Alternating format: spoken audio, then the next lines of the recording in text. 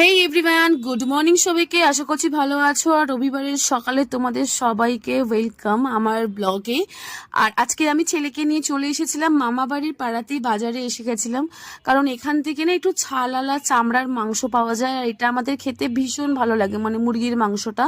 আর বাজারে চলে এসেছিলাম কারণ মা এতটা অসুস্থ ছিল, মায়ের একটু ছোট একটা অপারেশন হয়েছিল।